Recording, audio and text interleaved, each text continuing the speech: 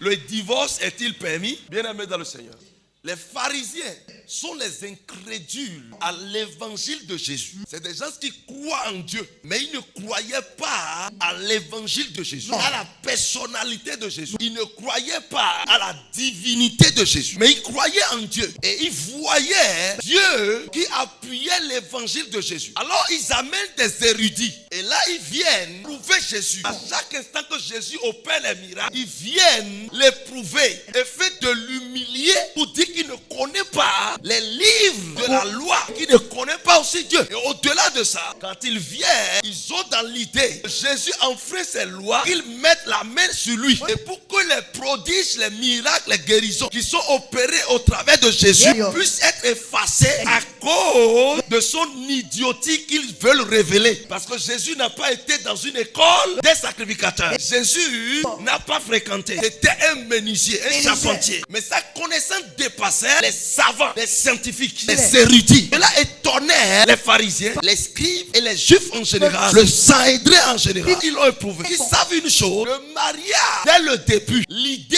initiale du mariage était rendre deux corps opposés. Un homme et une femme, si vont s'unir pour devenir un, afin de procréer et de garder l'univers dans une paix totale et adorer leur Dieu. Et c'est pour cela, Dieu n'avait pas permis à ce qu'il y ait une séparation. Pourquoi? Lorsque vous êtes un, si vous allez vous séparer, c'est comme si vous vous tuez. C'est une opération faite pour enlever l'autre de l'autre. Dieu n'aime pas la séparation. Pourquoi? Dieu au départ sait que si vous êtes une même chair, si tu te piques, c'est-à-dire si tu frappe l'autre, c'est que ça va te faire mal. Quand tu fais mal à ton prochain, à ta femme ou bien à ton homme, tu te fais toi-même mal. Donc par conséquent, la manière dont tu vas te préserver, parce que vous êtes unis, devenus une seule chair, va la préserver aussi comme ça. Et c'est pour cela Adam avait aimé Ève au point où il n'a même pas réfléchi à ce que Ève lui dit avant de faire. Parce qu'ils étaient unis. Il aimait la femme. Quand la femme a été faite, on l'a amenée en même temps, il dit